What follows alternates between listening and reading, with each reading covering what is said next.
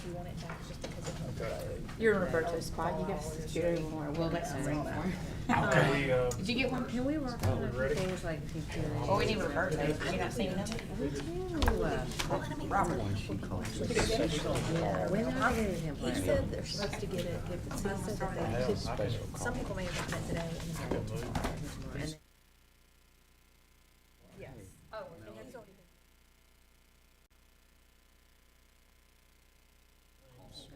Because this isn't your normal week and a half. I didn't expect us to. Y'all are off schedule because the first Monday was well, July the- 3rd and y'all oh, didn't okay. have it. So this is actually council.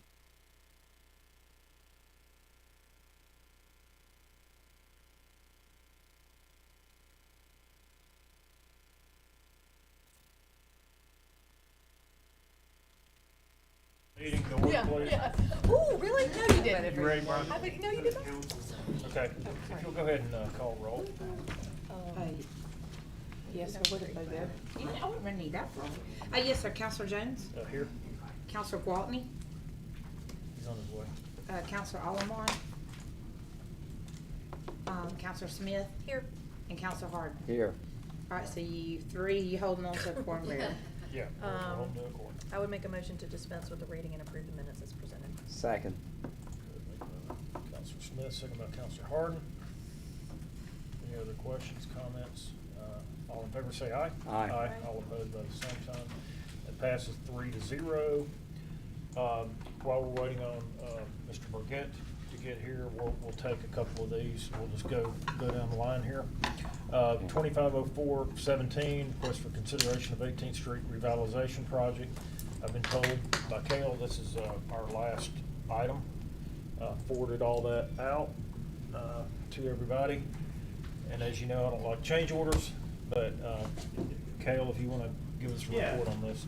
So we have three things, I think, Melody. The third thing is what you sent me earlier, but we'll talk about that in a second. Okay. The first one is a supplemental agreement to GMC's original contract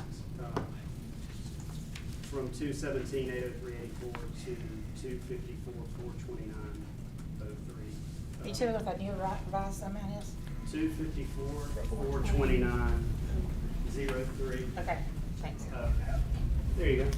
Thanks, Brian. Which is a change of $36,625.19, and ALDOT covers 80% of that, so Homewood would be on the hook for about $7,325. And do we know, well, like, what's the reason for the $36,000? Yeah, Keith, you know, Be glad to. The project obviously just lasted longer than we expected. Yeah. And of course, our inspector was out there on an hourly rate every time. Even during that stretch where we had utility delays, we were still on the project. So AlDOT agrees that the 15% of construction cost is reasonable. They usually start projects out at 12%, which was what the 217.8 is. With the caveat that if you need that additional 3%, come to us at the end of the job and we can probably approve it. So this is us going to them asking for that final 3%. So I guess I didn't include that in my vision, is that what you're saying? nope, we don't need that. We don't need that. In the budget. Any other questions? But are we gonna do these have to be separate motions, or can we approve them all as a? You really need separate. We need separate Yeah, resolutions for them, separate. okay. They'll need to be All right, so we need to separate. take this one alone, Separate. okay. Yeah. Then I would make a motion to approve the change order from the original cost of 217-803-84 to the increased price of 254-429. Second. Moved by Mrs. Smith, second by Mr. Harden. And then we have a line item for this. We do, and we have money budgeted for this. For this eventually. Okay. It's 2611, I'll send it to Mr. Kendrick, 581-724. There you go. 2611 dash what? 581-724. 18th Street West. I sent you one too, because we are gonna need a budget amendment in a minute too with it. All right, it's been moved and seconded. Any other questions on that item? Hearing none, all in favor say aye. Aye. All opposed with the same sign, that's 3-0, that passes. Okay. what's the next? This is Bulls Construction. Yeah, the next is a change order for the contractor, Bulls Construction, and the total amount, net amount of $375,738.38, which is this number down here. If we go back up to that big number on the right, the $323,1938, that's the Birmingham traffic signal pole installation. They're reimbursing us. That's right. We don't know when, but we know they claim it. So this committee moved out last time, I think, IGA with them, intergovernmental agreement. And so all that's in place. And this is the change order to put the money in place. Does the IGA dictate the timing? Is that all included in that? I don't know. I don't think remember. we saw it. What? Does it say, does the IGA that we have with Birmingham, does it dictate the timing for when they have to pay us? No, it just says they will at some point in the future. Okay. Yeah. This change order number what? This is number 3. All right, and I think in the email that we got, it said the ultimate, when it came down to it, after their reimbursement and Aldot's portion of the payment, I think for Homewood, it's like a $10,000, is that right? No. We get reimbursed 100% for the Birmingham portion, which is 323. And then the rest, oh yeah, you're right, I'm sorry. The rest of it is Yeah. 52,719, and Homewood would be on the hook for 10,000. Right, and Aldot That's pays the correct. rest. Right. Okay, Yeah. okay. How that pays the rest. And the rest, so the rest of these items are for, in the original plans, I think there was a price for loop wire conduit, For the signals? Right. Mhm. And we'd prefer, it'd be a better product if we could go with video detection system, so that's included in here. Oh, Especially that's what it said about cameras. the cameras, that's right, in 2 locations. So that's what these are. And then there's a little bit of stone and a reload from the Valley right turn lane. So that's what the other ones are. All right, well. These are not speed, these are just traffic Just- observation cameras on the Right, they're not speed. They're not Detection. radar. So like when you pull up, it knows you're there. Instead of having the loop on the sidewalk right. and the concrete, Right. instead, Exactly. she sees you on camera and that changes the lights. Okay. When you're in Tesla, it tells you if it's red or green. There you go. Yeah. Okay. I've never been in one, Walter, I don't know about Fancy Tesla. That's what you drive. Okay, so that's change order number 3. Okay, I would make a motion to approve, the change order for Bulls Construction. Second. Okay, moved by Mrs. Smith, second by Mr. Harden. Change order number 3. And is there a third resolution that needs to go for the budget amendment for the polls? For what you said? For Or what is you that said included earlier? in- I thought that was the 375. That's the 323,019. So can't you do it in the same change order resolution? No. Or do you need a separate thing for the budget Do amendment? budget amendment and change order resolution? That's what I was gonna say, because I don't think, we didn't have any other budget amendments to make this time, so that's why I was gonna see if they needed to, on the same one to do, if they could just put that as part of the approved change Okay, order. so I'm making a motion to approve the change order and the budget amendment that will make the change order possible. Okay. You accept that second? Yes, second. Okay. Okay, any other questions? Hearing none, all in favor say aye. Aye. All opposed by the same sign, that passes 3-0. We're Okay, basically that's- just putting money over from Birmingham as an intergovernmental contribution, and then add an expense side so that we can net it. Okay. All right. Okay, Keith, you're dismissed. And You're I'm not gonna see you dismissed. again. Yes. I'm not No gonna see more you money. again next week. I don't need it. We're out of money. Thank you for your help with all the single audit, because we Yeah, no barely more. made it on the deadline, but thank you. Glad to help. That's all your hard work and helping us is great. I'm just glad we put in love grass. I'm feeling sure. Slippery. I get lots of people telling me how good it looks. All right. Sorry I had a lot of issues about the board Okay, claim, so we- but, Take care of you know, 25 I'm desperate, I'm desperate. 17. When you're about to board a claim, I'm sorry about I it. guess we'll, I'm desperate, I'm next desperate. time, we'll drop this, let's just make sure. Everything Anything? Yeah. All right, see you later. Well, I mean, I was like, do we need to keep it on until they get Let's those keep it on poles one more installed? time, So, just to make sure. when is the bid opening gonna happen now? Tomorrow? Hold on a second. Hold on a second. We're not to that item yet. Yeah, I was about to say, I didn't know it Okay. didn't happen. Order 050423, bid date set for July 18th at 2 p.m. for City Hall parking deck repair and restoration. That was postponed until tomorrow at 2 p.m. So that, just a report out, we'll carry this over pending that updated bid opening date, and we will report that out at the next. Do I need to just put finance something on the meeting. website about that being postponed? It has, okay. Okay, so, any questions? Okay. We'll carry that over without objection. You were here for the audit. Correct. Why don't we take up 010723, request to accept the FY 21-22 audit from DMSS. We have Jenny here. We have that. Yes, this is Stephen Von Hagel. Stephen, you want to stand up and Hey, wave Stephen. to everyone? Can you tell them a little bit about yourself? He's an Alabama graduate. He's like, Jenny, are you kidding me? I asked if I was supposed to speak. I'm here to support you. And he's an Alabama, big Alabama fan and graduate too. Yeah, Very good. yeah, Okay, very Stephen good. Von Hagel is one of our members with our firm, and he is in our assurance department, and he is a sounding board for me in many different areas, this being one of them. So he came out to support tonight, and we appreciate the opportunity to be able to do the city's audit. We know you could, make a different decision, and we really do appreciate it. And we have Counselor Waltman, who's here. Okay. Who is now in attendance. So- He's probably like, oh, great, I thought I missed the audit. Okay.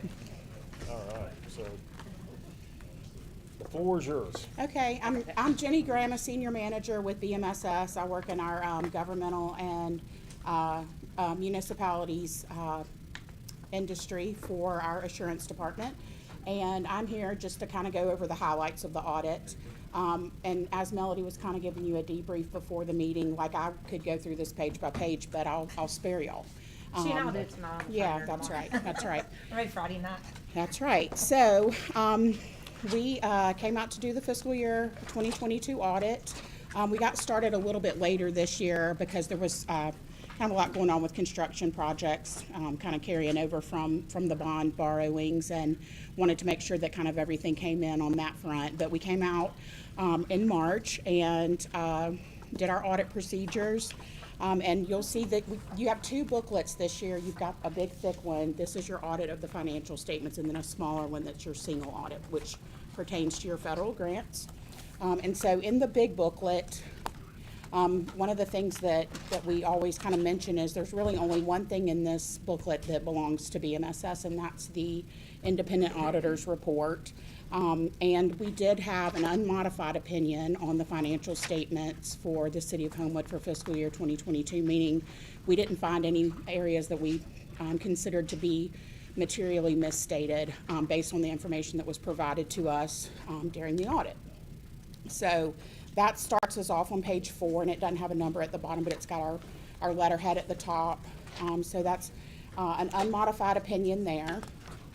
And then you'll go over, and there's some pages that face each other, starting at page 7 and 8. This is the management's discussion and analysis.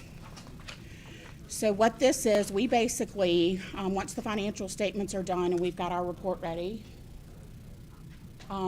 we have management sit down and kind of go through the numbers and compile them in total and go over kind of some highlights. So you'll see on page 7, this is a really good place if you're just trying to get the Cliff's notes for the financial statements, is to start on page 7 because it'll kind of give you the highlights of where you started and where you ended up. And that goes from page 7 through page, I believe, 12.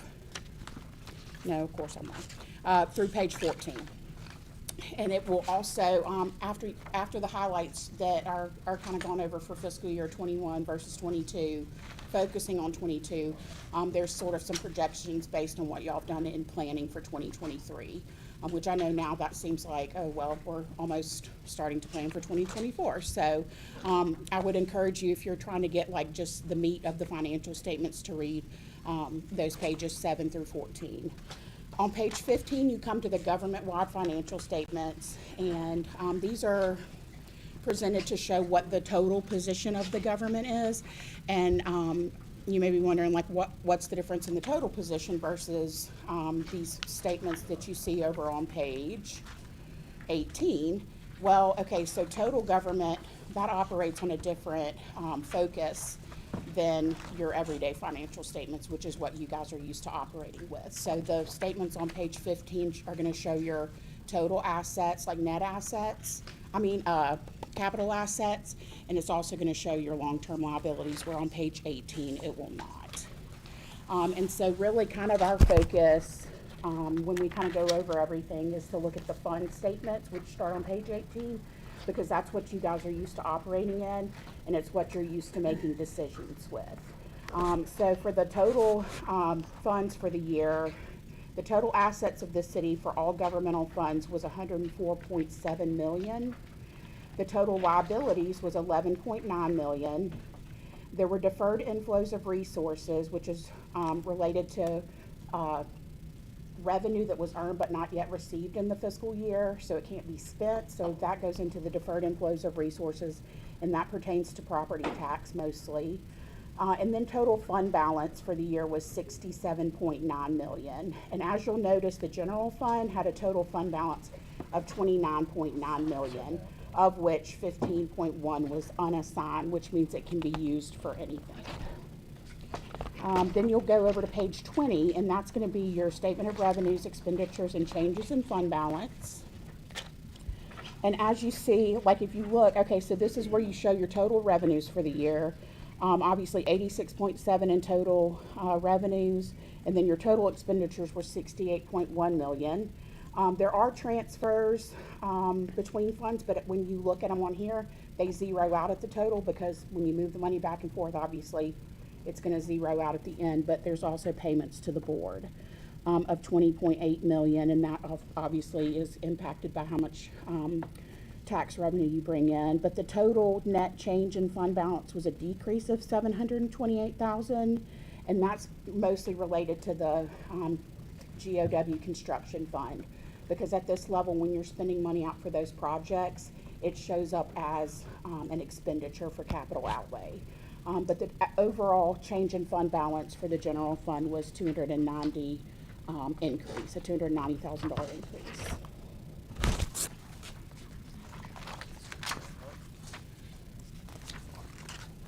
Yes. Okay, so on page 22 start the notes to the financial statements. If there's any financial statement line item that you have a question about, it's going to be further defined here. Like if you're like, okay, accounts receivable, what makes up our accounts receivable? Our capital assets, what it says to, 200 million, but what does that really include? So that's going to be broken out in your notes to the financial statements. And the only new note that we really put in here this year for new accounting policy was GASB 87, which was a lease implementation standard that the city was required to implement. And basically, I guess some companies were, they were renting equipment, either renting it to other people, or they were renting a lot of equipment so that it made their balance sheet look better, because then they didn't have to show debt because they were renting everything. And so standards were like, well, if you're going to sign a lease saying that you're renting a building for 20 years and it's going to cost you $100,000 a year, that needs to be reflected in the balance sheet somewhere.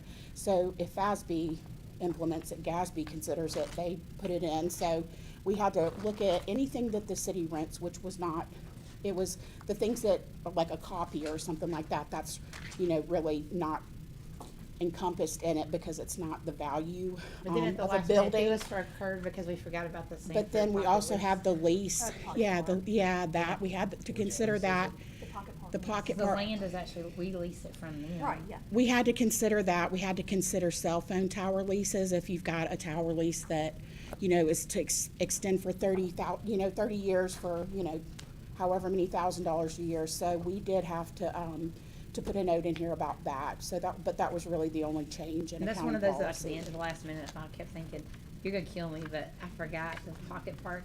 is She, what- she would send one, I'm like, got it. Send one, got it. So we, Cause I was we- just thinking copiers, that's the only thing we really lease is our copiers, Postage. as far as on our side, but I wasn't thinking, and on that lease, we Yeah. have, it's just a nominal amount, but I wasn't thinking about that. So, but at the last minute, please don't kill me, but like. we've got, yeah, we've got them all now, like was in the a first in a year. folder, and we'll get them, we'll consider them for next year moving forward, anything new that comes in. And the good thing about, like, the first year of implementation, you have to go back and kind of pull in everything that's already there, but now, like, anything that gets accepted is gonna be in the minutes, so we can, like, kind of pull that together on a year-to-year basis a little bit easier. So that's the notes to the financial statements. We have required supplementary information, which GASB requires us to report respective to the budget and also to the other post-employment benefits, and then also for the net pension plan, the net pension liability. So that's the big packet. The small packet is the single audit. If And you, we don't have the Yeah, I small don't have the packet. I haven't Oh. given them out yet. sorry, that was my bad. No, I just. They were in a different And box. Counselor Alman is here as well. Here they are. Can you check for a second? All of mine is here just now, 522, okay.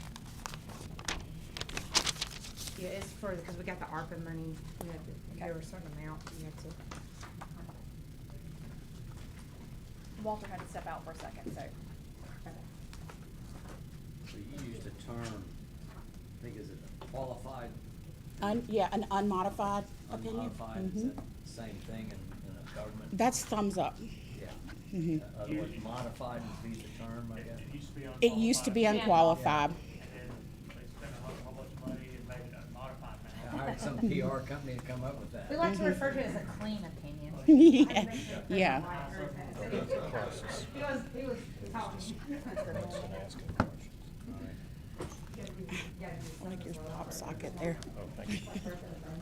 We love all things Bucky at our house. Okay. Did she pass out the small? Yeah, yeah. You should, did you not get one? No, I didn't get one. Here. Hey, Melody, Walter needs one of the small ones. Okay. You need yours. Okay. Single audit.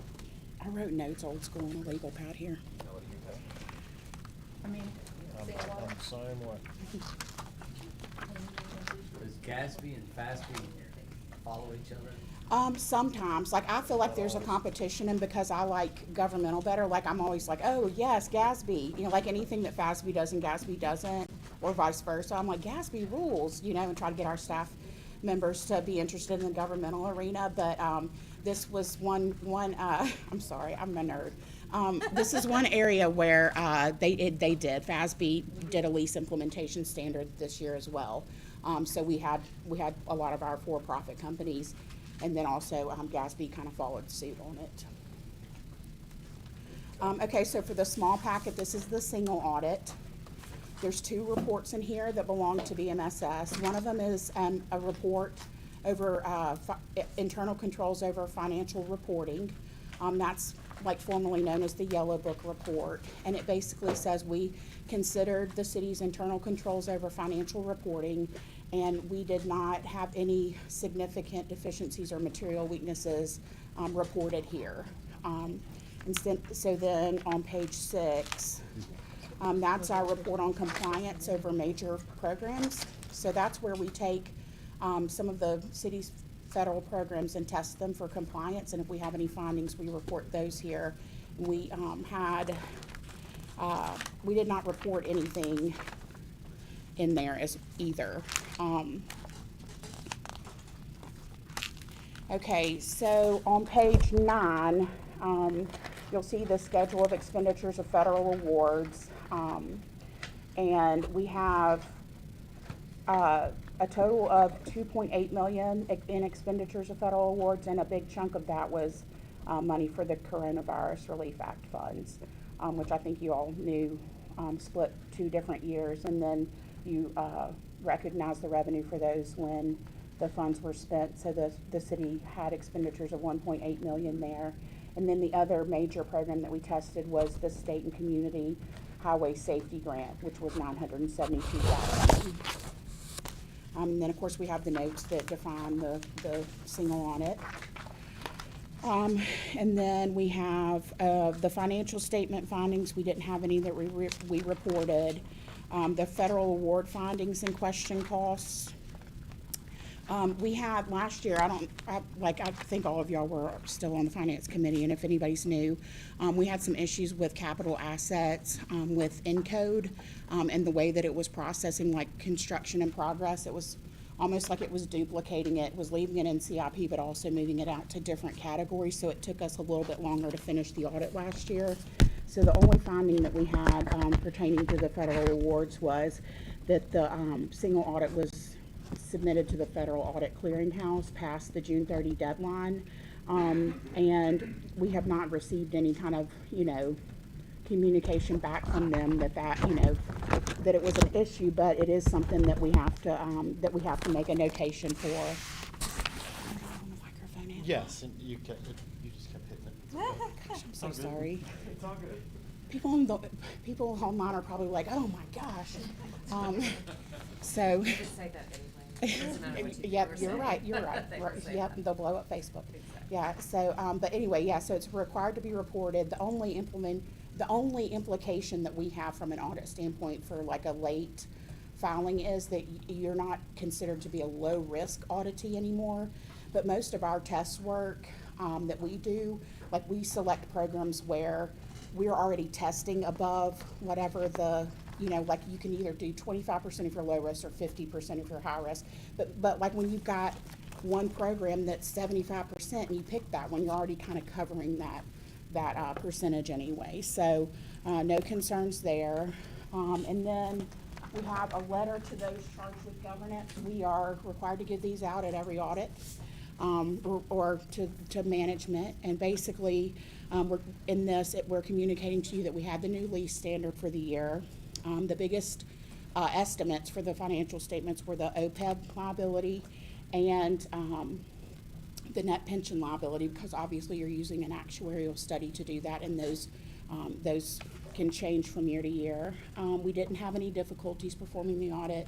The financial team here, Melody, her crew, Robert and his crew, very helpful, very responsive. They weren't hiding anything, is that what you're telling them? Not that I know of, and if they were, Robert bought us some Robert bought us some pizza one day, so.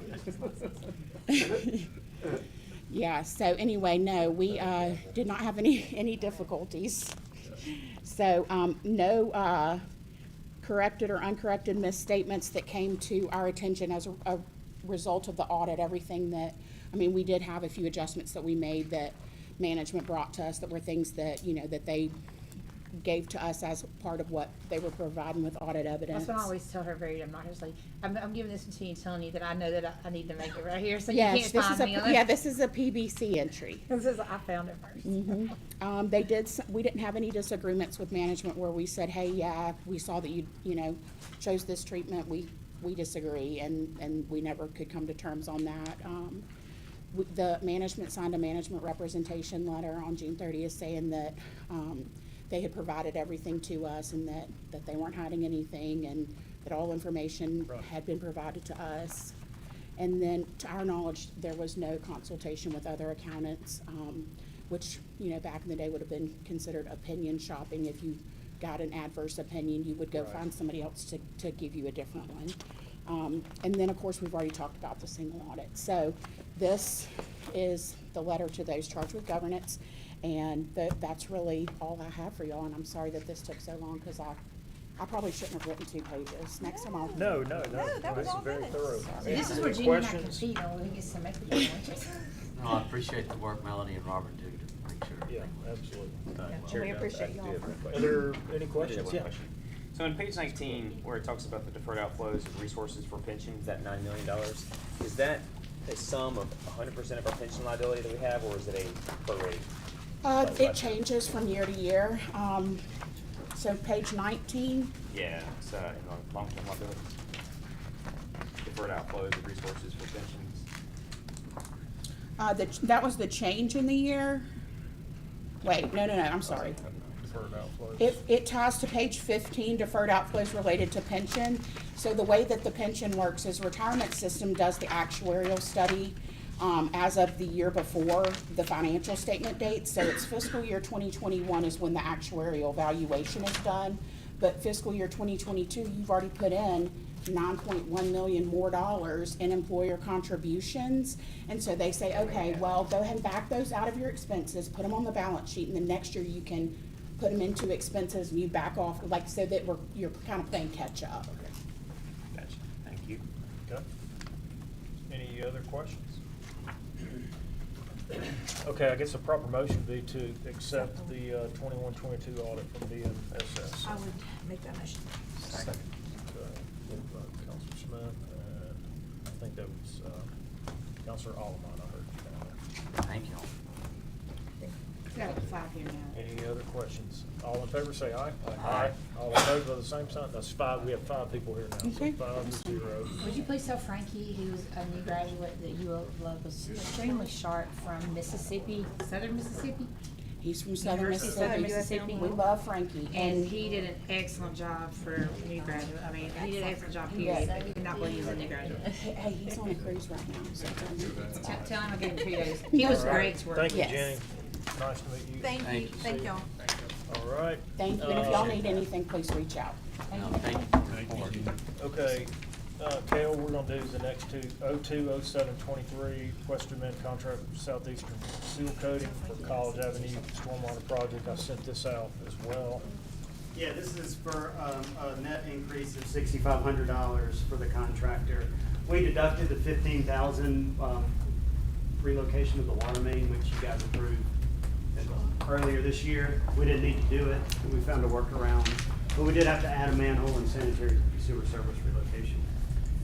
But they basically finished that project. There was a piece of playground equipment that was damaged during construction, and they installed it either last week or At one of the houses? No, at Edgewood Playground. Back on the playground, Yeah, on the got it, playground. on the actual playground. Yep. And I have a question, only Sure. because there's a neighbor over there, don't ask me why, she's in Ward 3, but she always contacts me. It started leaking again after they finished. What started leaking? She's on College, and their driveway, they had a huge, part of that was the huge leak that they were replacing the main to prevent and stop. So that's Birmingham Waterworks, right? Yes. Okay. Okay. Yeah. But, I mean, shouldn't that have, wouldn't the change have fixed that? I mean, what's still leaking? If No, it's- no. So this is for the stormwater Oh, project. this is the This stormwater, is not stormwater. the Birmingham Waterworks leak. Got it, got it, got it, got it. Okay. Yep, Send that to Chris. he's already, he and I have already talked about it. Okay. Yeah, I we just got got, confused. we got Birmingham Waterworks leaks all All over the city. I know place. that we're reporting, that Berkeley's aware of every one of them, right? Chris has been wonderful. Right, sorry, I got. So this would come out of 02-11-584-135, the ARPA fund. Okay, that's Say that right. again. 02-11-584-135. Okay, so the recommendation is to spend additional 6,500 Two. for the ARPA line item. So moved. Second. Who's that? Yeah. Yes, sir. Any other questions? Hearing none, all in favor say aye. Aye. All opposed by the same sign, that's 5-0, that passes. 03-07-23, request permission from mayor to sign a contract with Sane and Associates for PE services for Central Avenue TAP grant. Yeah, so we've talked about this one several times in here. We finally got the funding agreement back from AlDOT, fully executed funding agreement, and so now the next step is to have the mayor sign the contract with Sane to start actual design work. So survey services and all that. We currently have $100,000, we put $100,000 in this year's budget because we didn't know when we would get that funding agreement back and weren't sure how much we would need to spend.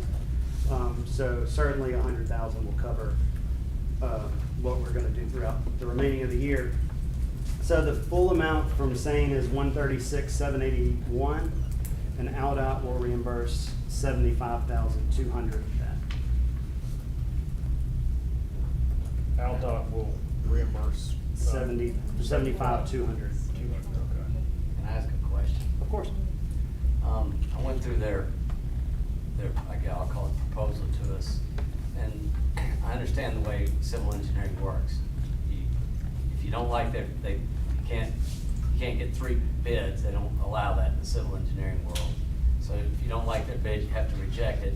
I just noticed there's $21,000 in there for topo, and I thought, God, that seems like a lot for doing a topography for a pretty flat piece of area, but is that beyond what you think it should be? No, I think that's about right. I mean, so civil engineering are professional services, just like you wouldn't go and get 3 bids from 3 attorneys. You wouldn't do the same with engineers.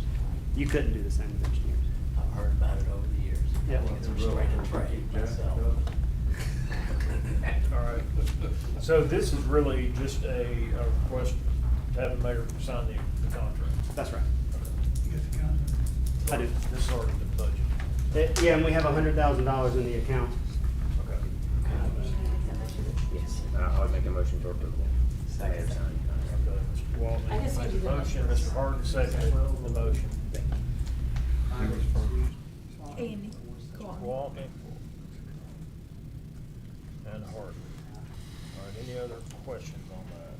Hearing none, all in favor say aye. Aye. All opposed by the same sign, that's 5-0, that passes.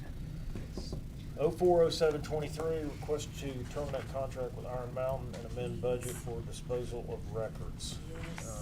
This one, I Thank you. believe, is gonna give me heartburn, but, Not as much as it does Let's- me every month, we have to sign It's that gonna give you invoice. heartburn to end that contract? no, just to talk about it. Okay. Y'all probably didn't get this. This is gonna give you heartburn just Bo to is here. to think about. Last minute. Okay. So the request is for $70,000 to remove, destroy, or retain digitally all documentation that is currently being stored at Iron Mountain.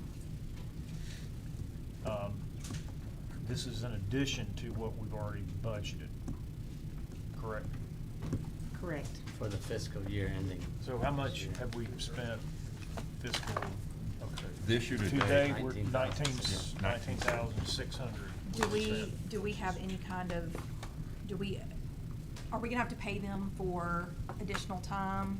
Do we have to give them like a notice period? Yeah, and they try to drag it out, Yes. trust me, they keep avoiding Bo every time. Yeah. he Yes, reaches out for and the way it works is every time that you, like, once you send something to them, they'll come back and say, we have 30 days to review it. Then they bounce it back to us, and then they give us 30 days, to contact them. And so now where we're at is if you guys agree to terminate the contract, it comes down to, they'll have to have written documentation on letterhead from the mayor and from Robert as well, saying that they want to terminate the contract.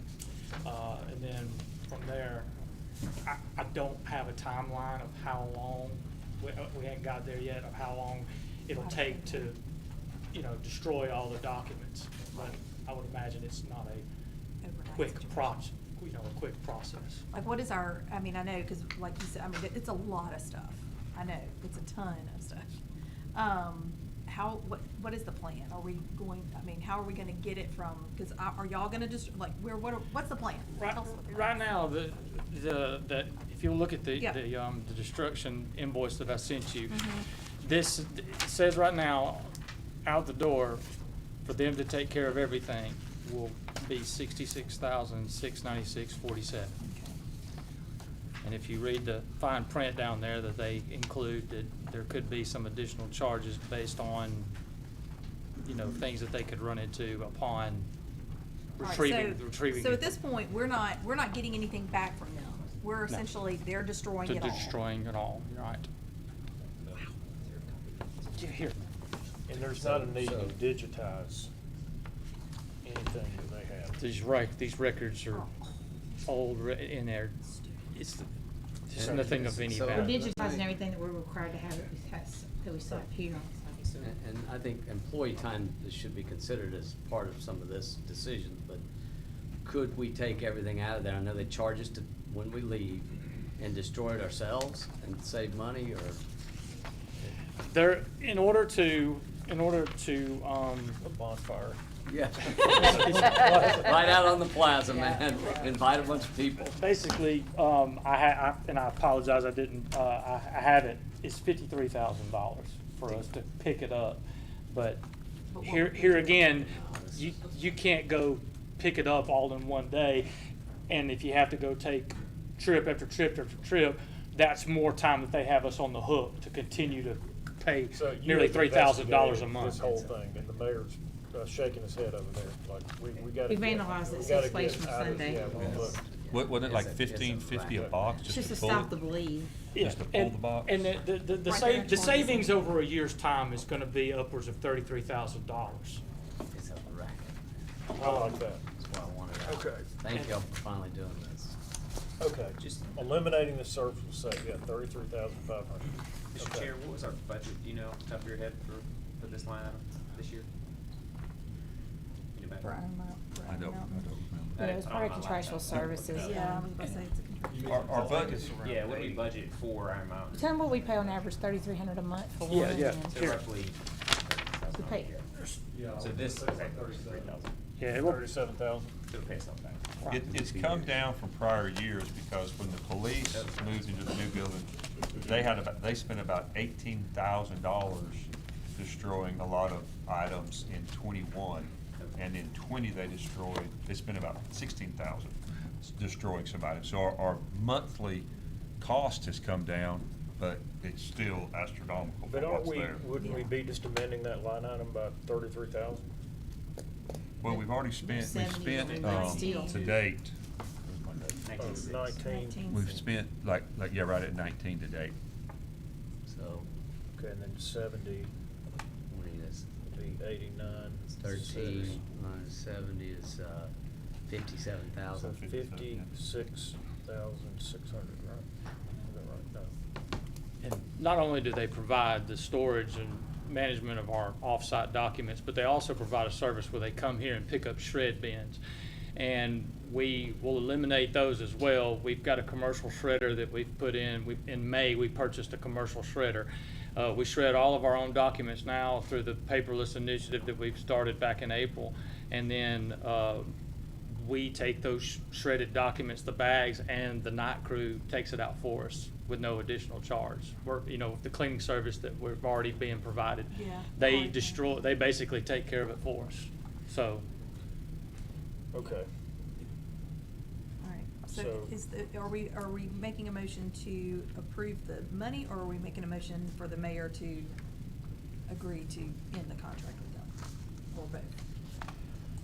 we can't end the contract though without having a motion for the budget amendment. Yeah, I think, Right. yeah, we can do it all In one motion, motion, yeah. okay. Then I would make a motion to terminate the contract with Iron Mountain and make the budget amendment to take care of those final destruction of items.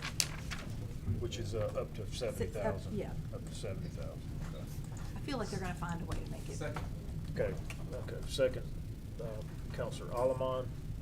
And then, so that, it looks like, it'll be a budget amendment about 60 or so. But, I think this is, in the end, this is gonna save us a lot of We're just money paying a and lot of money for heartache and time. Yeah, But you're letting the stuff we budget don't even amendment be need. up to 70,000 Up if to we need, is what 70, you're saying, okay. Yeah. Spending $33,000 a year on documents we don't need. Well, and at one point, weren't there like Christmas decorations? There still and are there. stuff? We haven't Yeah. gotten them out yet. There's like boxes of just crap that we shouldn't be paying to house. Isn't there like AP invoices from like 1990? it's yeah. Okay, We don't the need those. motion seconded. Never do. Any other questions on this? Thank you for the report. All in favor Thank you, say Beth. aye. Thank you, Beth. Aye. All opposed Thank you with for the doing same that. sign. 5-0.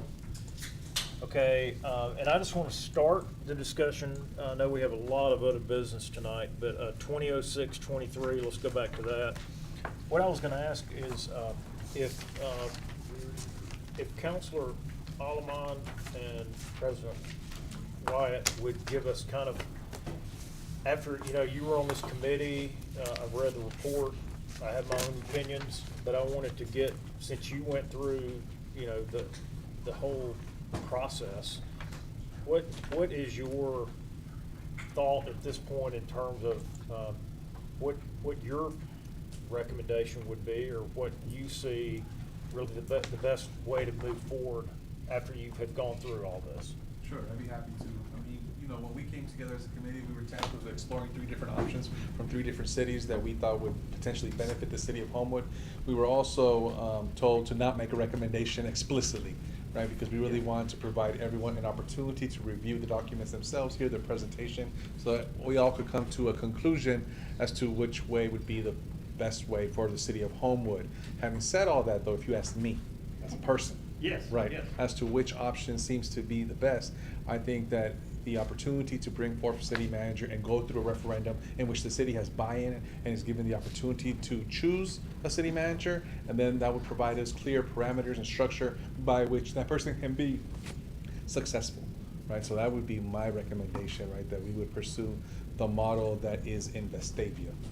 Okay. And so I think that is the strongest model. It gives you the clearest parameters, right? I think the Mountain Brook model, while successful for their city, allows for some gray that I feel uncomfortable with in terms of the dynamics between the mayor and the city manager. The Hoover model provides a city administrator model, right, but doesn't necessarily explicitly lay out what those roles are, and those can be changed over time. I think this model, the Vestavia model, provides. I think we saw how that worked out. Yeah. He's gone.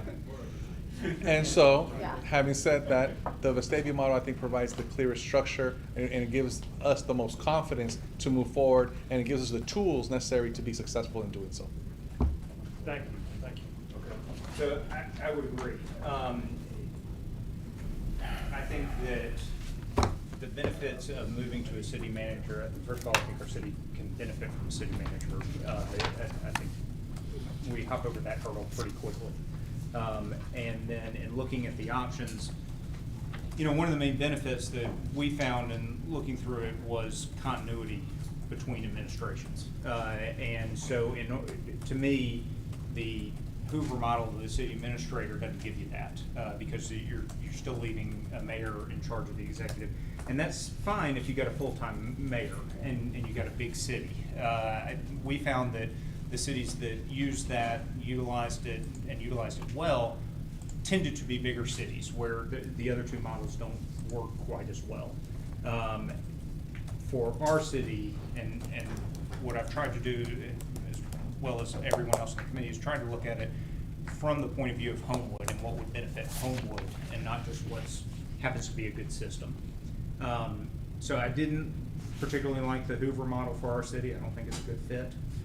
In looking at the Mountain Brook and Vestavia models, I agree with Councilor Alman. Mountain Brook works really well for Mountain Brook.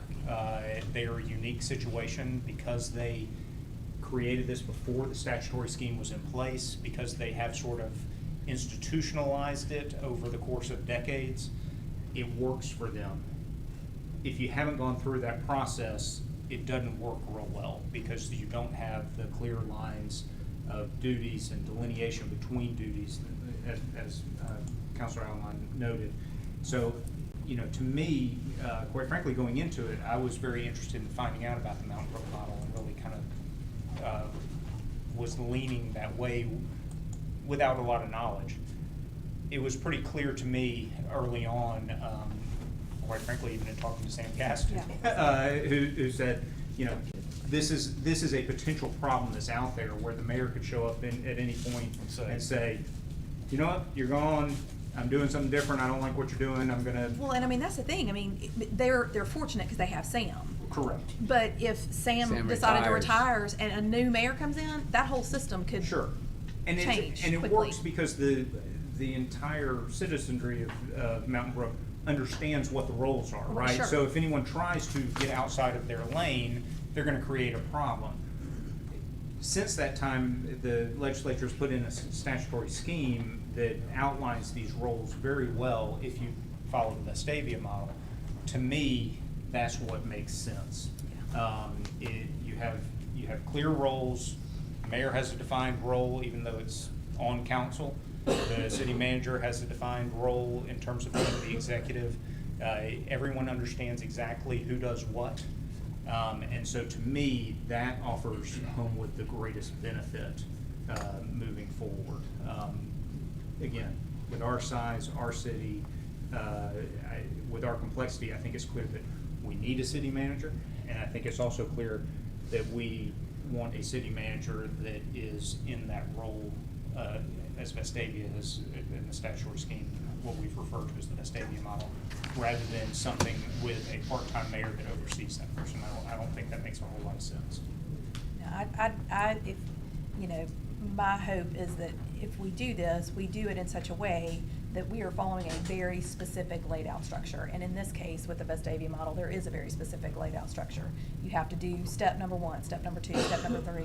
And I think that's the way to make it the most clear, clean, and functioning. And I mean, and it brings somebody in, that way you bring somebody in not to something that they're not sure is gonna Right. be long lasting. I think you get a better talent pool that way, because I think that person knows their clearly defined roles, knows what they're doing, what they're not doing. I think, you know, as Councilor Almond said, you also are forced to do a referendum, so you get public buy-in. Right. One way or the other, it either passes or it doesn't. Yeah. About how the city should move forward.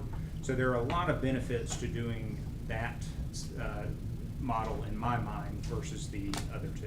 It really is. I found it to be much clearer than I thought it was going to be after doing And research. and we had this with the committee of the whole, so, I mean, I'm welcome to hear everyone's, thoughts on it at this point. We might have totally conflicting thoughts here, but anyone here at the table have opinions? Yeah, well, I just had another question about, what guidelines were laid out in that model that the state was, you know, the first one, the one we're thinking about.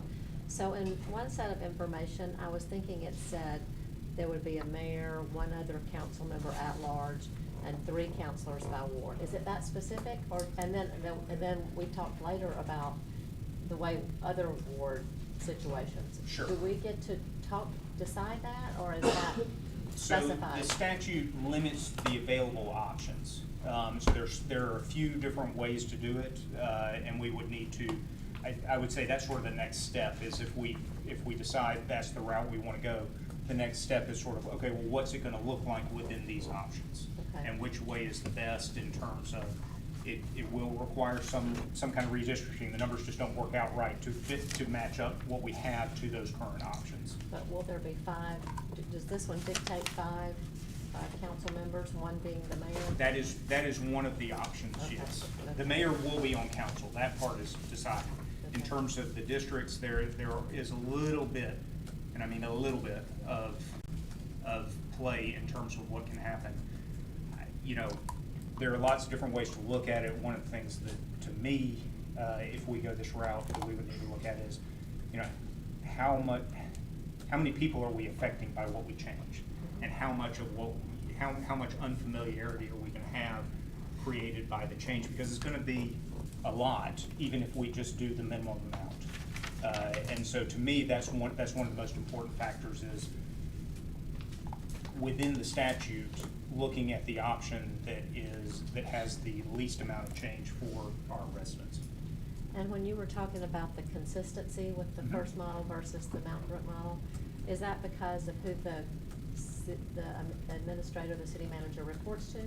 It is. So it's a little bit of that and something else. So the city manager in that situation reports to the entire council as opposed to a single individual. That means making a change on a whim more difficult. You know, I don't have any doubt that some future council could make a change to that, the personnel in that position if there's a problem. What I worry more about is a single person sort of on a whim saying, hey, I didn't like what you did here on this issue, and so I'm gonna get rid of you. And or you were the last mayor's guy, and now that I'm elected, I'm gonna change it to my guy. That's what concerns me, as opposed to a city manager. One of the primary benefits of a city manager is that person becomes such a good, and Vestavia and Mountain Brook are very good models of this. They become such a good manager of the city and so familiar with the city that the city keeps running on seamlessly while the council comes in and out, depending on the will of the voters, to come up with whatever policy issues and larger issues the city needs to deal with, while the city manager maintains a consistency within the day-to-day operations. It doesn't change from administration to administration. And I will say from a Just with financial. policy or strategy or. Sure. And I will say from like a financial perspective, since we look at all the invoices for the city, one of the things that drives me crazy, and I know it drives Carlos crazy, it drives all of us crazy. When we have, Yeah. 7 different pest control Efficiencies companies. or not. Yeah, no, there's no centralized purchasing or centralized contracting, and so that kind of thing, going through that one person and making sure that that person was in charge of saying, no, we're not gonna have 7 different contracts with pest control people, we're just gonna have one, and we're gonna get a better deal. Those kind of things are gonna eliminate inefficiency and also cost. I also want to bring up, and you correct me if I'm wrong, but if we do this and we shift to a model, whichever number of seats we choose for wards, it's a single seat per ward. Right. Right. And Yes. so we would, in Correct. effect, be shrinking council. Yes. Right, and so I think that's an important thing to lift up, that this is not, I think all of us here understand if we decide to do this, we're all basically saying half of us will not be here potentially. Yeah, well, because, And so I think that we need to lift yeah. that up and say, this is something that we think that is for Good. the good of the city of Homewood. Correct. Yeah, no, we're This is not- absolutely. This isn't actually in anyone's Right. self-interest in terms of preserving their seat on council. No. It's something that, but it It's is good- good it's for the right Homewood thing. and is, it will improve city government. And I But I think think it- that's an excellent point. And also important to note, I think, because I heard from a couple of people after we had the presentation originally, and we talked about the fact that there might have to be some redistricting or some changing of the ward lines and that kind of thing. People were like, all of a sudden, focused on the school thing, we're like, this has nothing to do with the school Yeah, zones. another good point. The nothing to do Completely with school different. lines, it doesn't even have anything to do with the Board of Education representative lines. Right. The Board of Education comes up with those. They have control over that. Nothing that we do with this will Has change anything to do that. with that. Quite frankly, those lines, it's pretty small, but those lines don't automatically follow. Even today, there's a slight difference Yeah. between the ward lines for the board and And the the ward school. lines for the city. Yeah. So those will not change. Yeah. Districting for elementary schools will not, we Doesn't couldn't do that change. if we wanted to. No, it has That's nothing the to do with board's- us, yeah. That is the board's authority to do that or not do that. So nothing would change about the way the Board of Education operates or the elementary schools operate, unless the Board of Education decides to do it for some reason. But we are not doing anything that affects that in any way.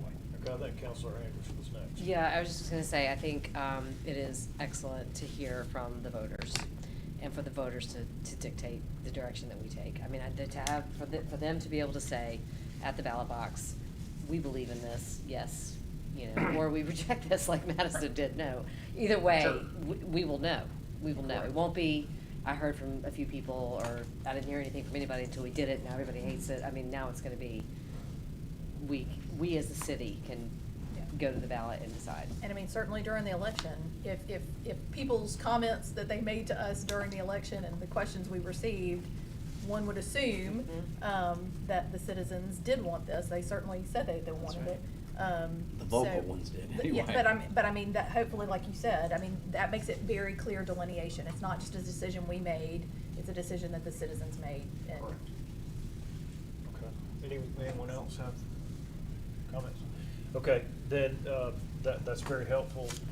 Can I make a suggestion about how we move forward? Yes, that was the next discussion. So what I would suggest, if everyone's comfortable with it, is that, I haven't heard, people may still be digesting this, and that's fine if they are, but I haven't heard a whole lot of dissent to this model. And so I would suggest that we give certainly at least 2 more weeks or however long it is to sort of decide, is that the model we're going with? Because it sounds to me like that's where everyone's leaning. But I don't want to rush anybody. I want this process to take whatever time it needs to take. But if we can get to that point sometime in the next 2 weeks, 4 weeks, whatever it is, then I would say let's get that decision sort of made in the sense of, okay, now we've decided which model we like the best. Now let's move forward with what are the considerations that go along with that model. the redistricting, all of those sorts of things to talk about that, so we can flesh that out before we make a final recommendation, and move forward with any kind of referendum. Question, Mhm. like speaking of timing, because obviously if this happens, it would be something that would need to happen before the election in 2025 for Correct. council. So how far in advance of the election would we need to do the referendum to determine, because our plan would be that we would want to start search and Before hiring the someone election. before the election, so that they're not coming into a blind 2024, selection yeah. with a bunch of people that have I'd hate not to been on leave, campus. just for the sake of argument, 5 new counselors Sure. sitting there without a city manager and taking a year to find them and rushing and all of that stuff. Right. So my preference would be that we hold the referendum sometime in the first quarter of 2024. So if that would allow us the rest of 2024 or as long as it took, but potentially the rest of 2024 to do a search, find someone good, hire that person, get them in, let them get indoctrinated into Homewood and vice versa, and then in November of 25, the new council will take its seat and hit the ground running with that person.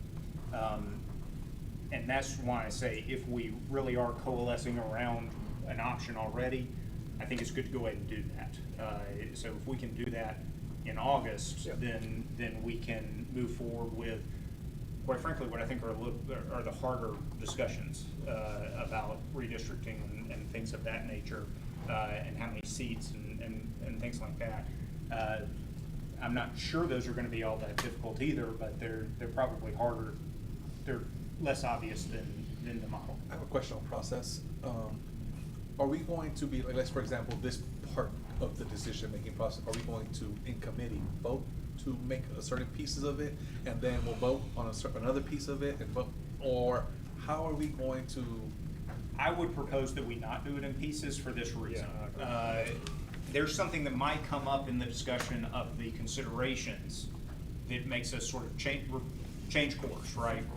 Hey, we didn't like what we've got to do here, and so now we're gonna switch to this other model, or we've decided we don't want to do anything.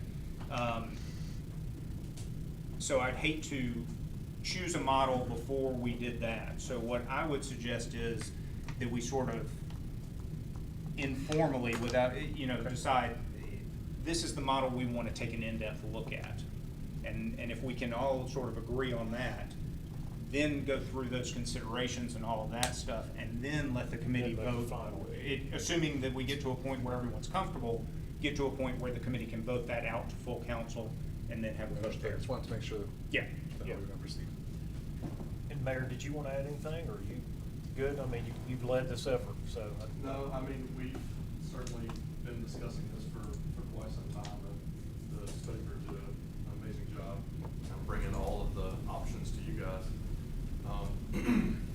I would agree with Councilor Alomar and President Wyatt in the fact that I do believe the stadium model is probably the best one that's best suited for the city. I think there are still some questions that we have to go through, some answers that we have to find on the ideas of redistricting and how many seats and things like that. So that'll take time for you guys to go through. But I know that I have faith that you guys can get it done in the time frame that we know we need to, because we do want to have this in place before we start really worried about the next election in 25. We specifically for the consistency part it's okay, Brian. You're gonna be okay. Just for the consistency piece of it, so that we know that by the time, whether any of us are here in 25, we know that we've got, the right structure in place. Right. Yep. Okay, great. Good discussion, so be prepared, that's your Can I just say assignment one next second time. from here, just on what Councilor Smith was saying, and not taking away from all but a lot of the things on because we've been working towards central purchasing the whole time I've been here, so some of that stuff that with the mayor we're implementing, I just wanted people to know that, the residents, that Yeah, we're but I mean, looking at. I will say, without a person being able to devote all their time to that, because y'all don't have time to devote all your time to that. We Y'all gotta actually, know we have been implementing. Yeah. office supplies and other things that we're gonna bring even more with packing and stuff to try to do that and not just waiting on, like, I just don't wanna list, I guess, cause I've been here so long ago, I don't wanna say, here's a list of all things you need to do, but that's something that we've known for a while that we're actually trying to do Yeah. is where we can with the staff in place we have now. Yeah, but I think I think having that person Yeah. who's. And I wouldn't take it away from that, I was just saying. Just make it happen. Let Pat pass those down. Okay. I promise I It's a would. big night. All All kinds of things to talk about. in No, I don't think this is an We're item. not talking about it, I'm just You're handing just it handing it out, out. okay, I was gonna say, is this on the agenda? No, it's not. Okay, is there any other items that we need to take? We're not. They get ready during budget though. Okay, hearing nothing else, and so we're gonna carry over 2006, 23, so we'll carry that over to next time. Hearing no other business, we're adjourned. This doesn't include their budget request? Would you be interested, Counselor Jones, in hearing from our BJCTA representative? Should I reach out to him and have him? What did he say about about this? this? Did he say during budget, right? Yeah, during budget. Okay. Will you go talk about that? They met You with want to talk JJ about and me contract? last Did- week. was Randall there? This is where we got to. And our board member was there? Okay. No, he could not make the meeting. But he knew about it though. He knew Randall about it, was- he was invited, Okay. but he could not make it. Okay. But they sang his praises. Great. Said he's doing a great job. Great. Okay.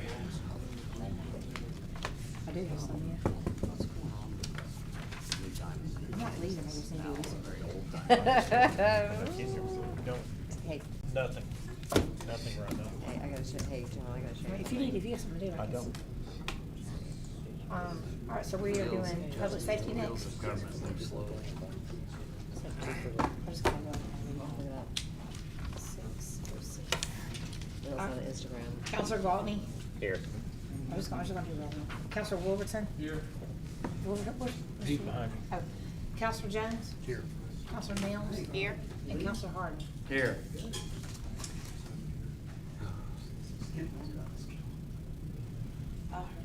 All right, so we have a quorum. At this time, I'll entertain a motion to dismiss the reading and approve of the minutes from the Public Safety Committee meeting from July 10th.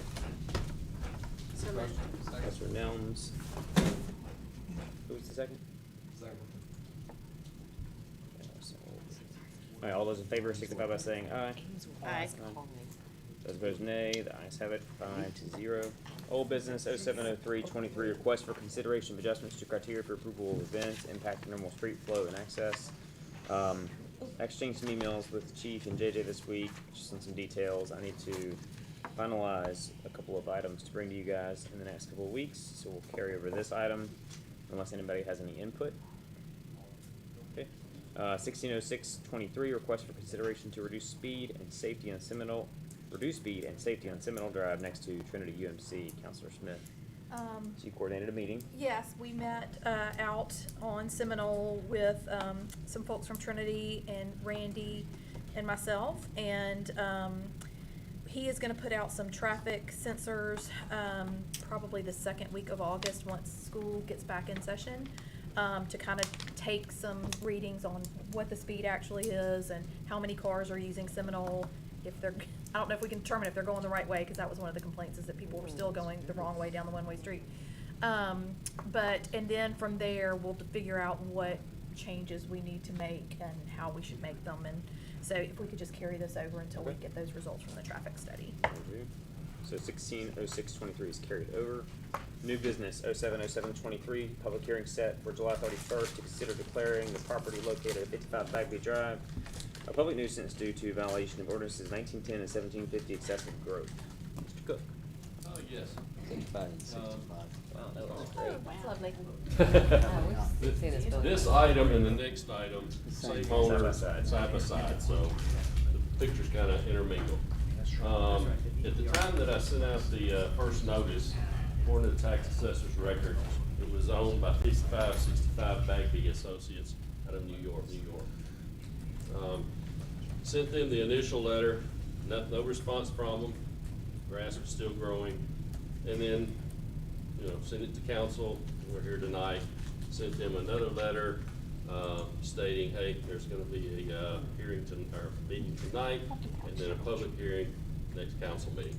I got a call from 5565 Bagby Associates out of New York today that told me they no longer own the property. I did find out, and he didn't leave me who owned it. but I've contacted him. So I did find out today that it has sold. They're asking for a rezoning, so I had some phone numbers. I called one of the numbers and the voicemail was full. I called the other number and left a voicemail letting them know of the public hearing coming up and the issue up there.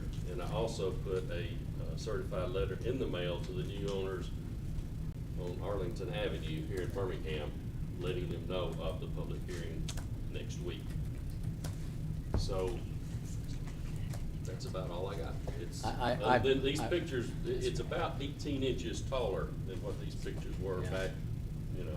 Well, months and ago. you mentioned that they're asking for a rezone. Yes. Are they asking for a rezone for both buildings, and Yes. is it, okay, and is that on our agenda? No, it's not yet. It is They've not. been trying to coming. reach out to meet with us. Yeah. I don't know why, maybe, They'll- I guess maybe. So they'll be on planning commission agenda in, August. September. Oh, September, okay. Well, I would be in their best interest to get this handled as Yeah, possible. I Yeah, agree. right. at the last meeting, I reached out to him, his name's John Chapman. He said he would have his guys go out there and clean it up, and that was the last I heard from him. John Chapman? I know. Unfortunately, this property was on for the same thing about a year ago. Oh, We yeah. didn't have to go to. I mean, Oh, it's, yeah. it's just been With the old owners. over and over and over and over again. Mr. So- Cook, has the building been cleaned up to date? No, correct? It's not cleaned up, okay. It's not there. I would say. Make a motion to sit down with them. And this, when I pulled more records, they had purchased this property back in January. Been a bit of time. And yeah. so they've been up there. I Right. assume that somebody's been up there looking at this property anyway, because they got some plans for it. And the property has been posted for quite some time now with the signage. In your response. So, That's good. Let's send it without. So is there a second to the motion that's on the table? Second. Okay, Counselor Wolverton and Counselor Nell for the second. Counselor Smith. Cale, Yes. what are they asking, how are they trying to rezone it? Like, what is their intention for the rezone? Are they trying to rezone it, because I assume right now it's office, It's C. Commercial. commercial, okay. And I'd rather not Oh, you don't talk want- about what they want Okay. for Okay. them to sell it to Okay. the planning commission. All right, It's oh, yeah. Spoiling the. Right, yes, the excitement. presentation, the excitement. Did you yeah. say Big excitement? surprise. Awesome. All right, so we have a motion and a second. All those in favor signify by saying aye. Aye. All those opposed, nay. The ayes have it, 5-0. I'm gonna motion for the same thing on 080723. Well, before I take a motion, did you have anything different that you wanted to convey on 65? Okay. All right, we have a motion from Counselor Wolverton, second by Counselor Jones. All those in favor, please signify by saying aye. Aye. Aye. All those opposed, nay. The ayes have it, 5-0. And so 0707 and 0807, both 5-0 to council. And public safety is adjourned.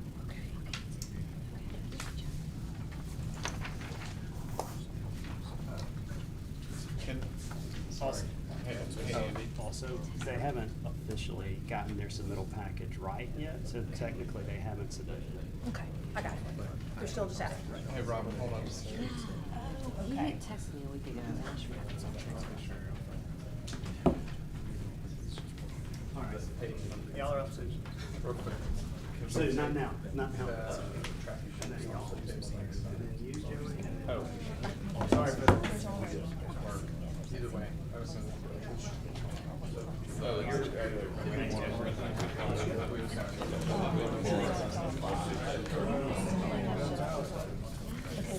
All right. Are you ready, Andrea? Okay. Roll call, please. Public Works. Mr. Wolverton? Here. Yeah, okay. Mrs. Gear? Mr. Sims? Good to know. Oh, Gear's here, sorry. Mrs. Nelms? Here. And Mr. Harden? Here. We have four. All right, thank you. Can we have a motion to dispense the reading and approval of the minutes from July 10th? So moved. Second. Counselor Harden with the motion, second by Counselor Gear. All in favor? Aye. Any opposed? That is 4-0. We have no old business, so we're going to new business. 050723, request permission to work in the right of way at 306 Kenilworth Drive. Father Nature and Cale Smith. Y'all been very patient. Brian, can you start off with a street view of the site? So this is 306 Kenilworth, just before it tees into Roseland, or Y's into Roseland. Brian's gonna pull up the street view, but so in 2002, there was an indemnification that was granted between the current property owner and the city council. They gave the homeowner permission to pave the unopened alley at the time that was trees and weeds and stuff. So she could pave it to get to an accessory structure in the back. So now she's coming back, and Father Nature's here, David and Stanford are here, to talk about what she wants to do in the right of way. Yeah, so that's Kenilworth up here. This is the area that was paved, and she has an indemnification agreement for that. She wants to do stormwater infrastructure down here to protect her property from runoff that's coming from the Roseland houses, which is beneficial. And then she also wants to do a planter in the back of the alley. Yes, sir. Is that correct? did I? Yes, sir. That's correct. I mean, you want me to explain? Or? Yeah, please. Yeah. Here, So Walter, have him sign. from.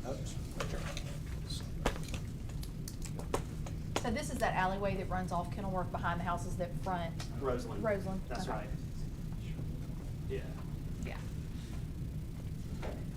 It dead ends into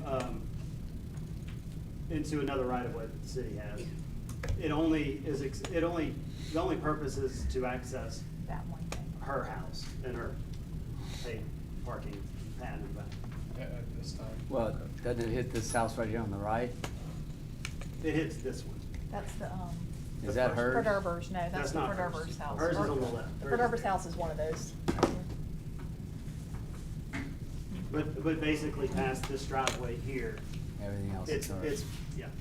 And that's her primary path, which you were referencing in the beginning. The accessory structure is a garage for her, so this is her main path of what she enters into the property each and every day. And she hired us to come in and, obviously help her improve the property. We started on the north property line just because that is, that's her path of entry, how she gets in to her house every day. She had made some improvements on the side. There's a pointer. Yeah, so right here, the whole reason for doing this, which was mentioned, there's some significant drainage issues that come in erosion from the slope. As you can see, it grades off pretty good. So we're gonna come in and proposing to help correct that as there was a little bit of cleaning done through here. There was some drain pipes that were found coming from different properties, and as we were able to get some of even more debris than you see here, there's significant erosion and water that's going on. Matter of fact, even to a point where she's had some foundational issues and water issues on the inside. With that being said, she was hoping to be able to improve this at least to the degree. This is as I said, right here is an entry, and what we were proposing, and we've got a sketch and some plans for it, was to come in and drainage to the back, drainage to this point here. You can see right here where you've got washout right here. We were gonna come in, and I believe there's 4 pipes that are coming in and causing a lot of that, and we're gonna mitigate it with a drain line to be able to get to this point, then run off, and then just try to improve this. Since this is her main path to get into her house, just try to improve that a little bit. And Cale, that's all right away too? That does not belong to those homeowners that front Roseland? That's right. Okay. Yeah, basically everything to the fence. Okay. On the right. Okay. And so again, do you wanna look at the landscape plan? Yeah, or is that- Brian has the plan. Both of them. I think this is the drainage plan. Oh, yeah, there we go. So, I guess I'm not seeing that. So, there we go. All right, so this area that you see here was one of our improvements. This is our way into the house. Pretty traditional down from here and here. What she was asking for was just traditional plantings. But in keeping with some of the architecture that you see here on the house, she was asking if we could come in and create some planters that would be removable. These would be timbers, like 6x6 timbers that were put in. They wouldn't be cemented in or anything like that. Could be removed. Part of it too is would have been here tonight as well, but she had some health issues. She fell and broke her knee. And so anyway, that's part of it too, was for her to be able to just kind of access this and have a couple of little planters that she could not have to kneel down and just be able, she likes gardening and stuff, so that's kind of what we were trying to achieve with these planters that you see. This is just an idea sketch. This right here, these panels at the top, that's not part of the scope. It would be just these little planters, and that's just a little illustrative image of a couple of timbers tall, but that's what she's asking for. And those are, the planters, are they adjacent to the house? I can't see, it says fence. Yeah, so they are, could we go back to the computer generated plan, the one we had, or just zoom in, I guess? There we go. Yeah, so the planters are this right here is what you see right here. Okay. And then you look out to this space, Okay. which is right here. Yeah. And then what she's looking to do is planter 1 right here and planter 2. Oh, over there against Right the fence. there. Okay. Just got it. against the fence. And as I said, we even came up with the construction of that, knowing that it was y'all's property, that it would be something that if ever, anything that ever did became moved, I mean, all we're talking about some timbers and That could just come right. that could come right out. And that would help her a lot for, like I said, just from her physical condition. So I'm kind of confused. So is part of this on the back side of the neighbors across the alley? Or is all of it on her side? It's all on our right of way. It's all in our right of way. But I mean, which side of that? It is behind their, I think it is behind. Yes, so here's all the adjacent property, the So rear it's all property behind lines. other people's fences? Right, that's all, this is a fence and this is a fence, this would all be behind. But where was the planter gonna go in that image? Right along the fence. Let's see, if there's another one that it showed exactly. Just on the other side of the tree Yeah. that's behind the gravel. Right, like. On that side there, and that's gonna stick out how far? Right, it would, I had, a little brick edge that was just set in sand, and, they're about, that's 6 feet from here to here, they would come out 5 feet. from So the property. within the right of way. Right. It's and- not sticking and out. What's beyond where we can see in the image there to the left? Back here, this is her, yeah. Oh, that's her garage, I gotcha. Yeah, so she's just trying to, Couldn't see the she's trying to, I think y'all actually even allowed her, this is y'all's easement, my understanding, this is y'all kind of, some of y'all's easements back here too, and she'd come in and y'all granted her, access to be able to put some of that concrete down to be able to access the garage. She's not gonna drive back there. She won't be able to drive back there with the planters there, or she will be. Oh, no, she will be able that's to, on the all right. this will be. Yeah, that's this what will I'm be- saying. Yeah, It's yeah. not cutting No, off no, no, no. access. There, There's it's no in the access. right of way, like Okay. it's in All that this- grass space. Yeah, it's Okay. just, Like It's right not there. protruding out Cleaning into up all the. no, it's all, Oh, that I it see. would, this is from this point at the asphalt to the fence line is 6 feet, and it would be 5 feet, cause I wanted to drop it back just a little bit so it wouldn't pinch it down, you know, it wouldn't get, but. And did you say she had talked to her neighbors about this? Has she talked to them about that? I think she's talked with a couple of neighbors, but from a standpoint of this, I'm not sure if she's talked with her neighbors on that or not. I mean, they're clearly It's not not that accessing property. anything from the backyard. And there's no city we don't have to access that for any reason, or, yeah, okay. Isn't it kind of common to to talk to neighbors if you I wanted? would want to be, I would want someone to tell me that they were Yeah. gonna be right Yeah. outside. May I? Yes. So. It's Stanford Davidson. I'm Stanford Davidson with Father Nature, and I've been representing Dr. Salzman as I've met with the zoning department here. And she has some serious issues with drainage. It's not really captured in any of these photos, but it's captured in these that were taken on Saturday at 7 a.m. after we had that last storm. So as a temporary fix, what we've done is we've dug a trench the length of the drive up to the apron at the neighbor's property where they access it, and we're getting the water out of her area and off of the right of way. And so there are 4 pipes there that are 4-inch ADS corrugated pipes, and we found those when we started clearing that area. He has directly piped that water underneath the fence to where it dumps. It daylights right onto the easement, and it impacts her home.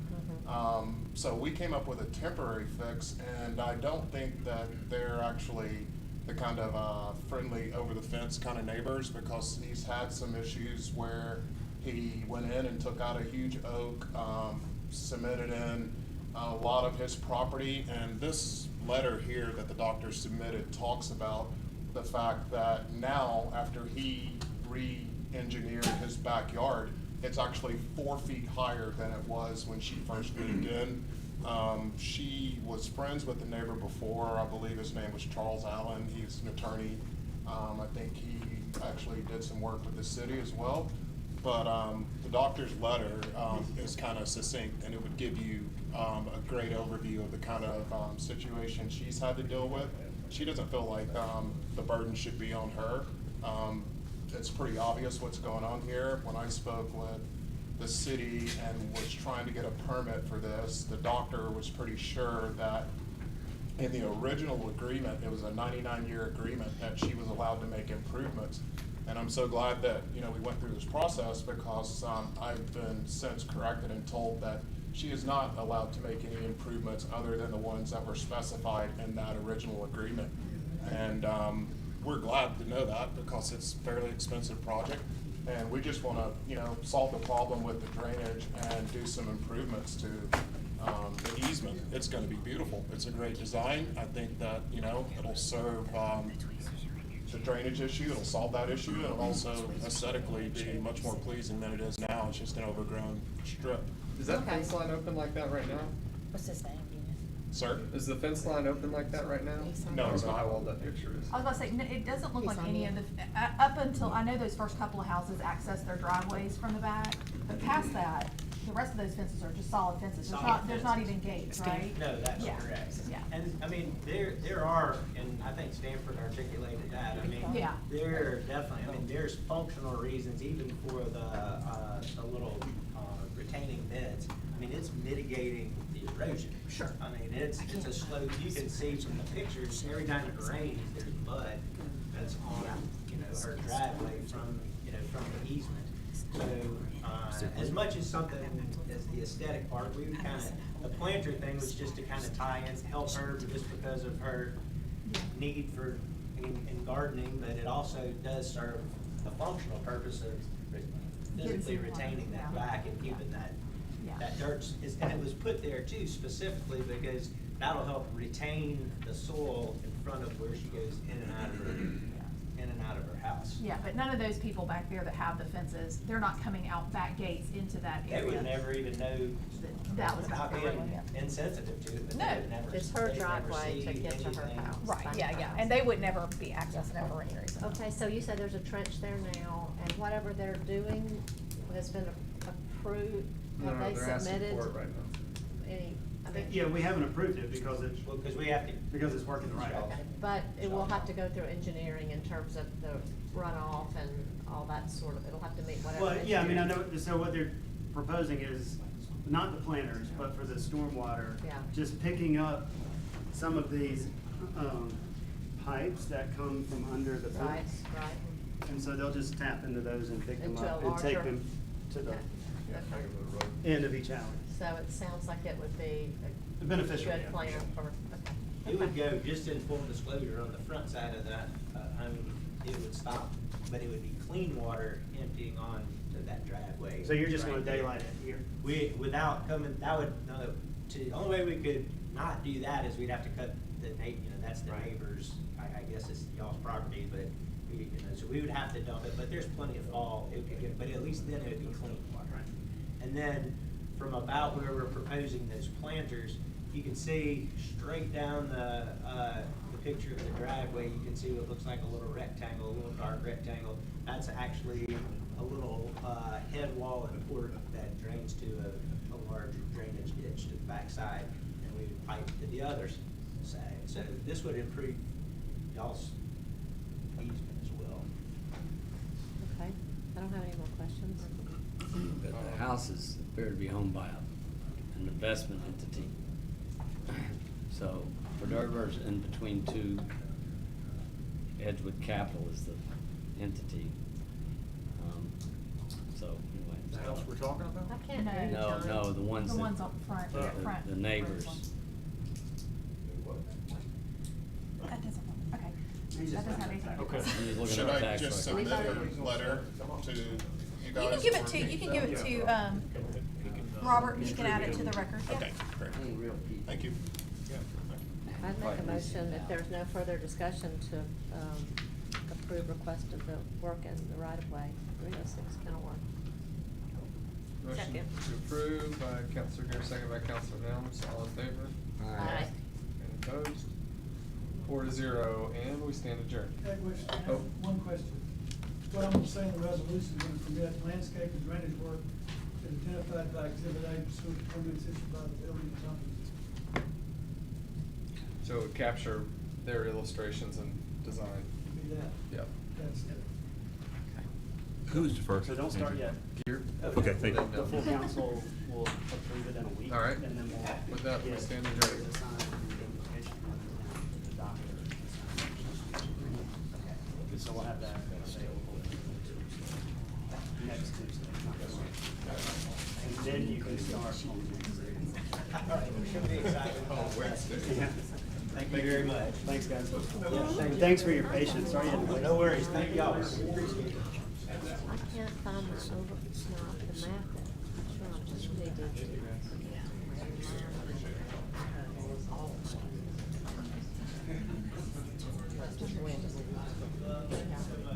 When John asked me if that was a reasonable fee for survey, I'm glad you didn't pipe up and say anything.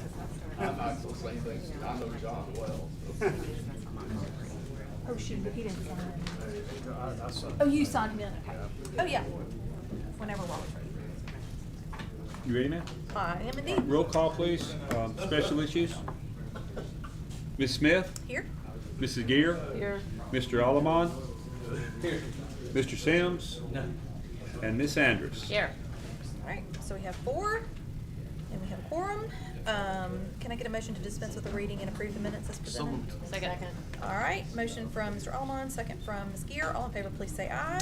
Aye. All right, 4-0 to pass those. We have no old business, and for new business, we have one item, 060723, request permission to vacate a portion of the right-of-way at 25th Court South, Joey Miller, Cale Smith, P.E., and I believe this is in relation to the Islamic Academy, correct? Yes, ma'am. Okay, come on up, and if you don't mind, sign in. Sure. Oh, do we need to change the, sorry. It's okay. Yeah, there's a pen. What's the date? 24. Yeah.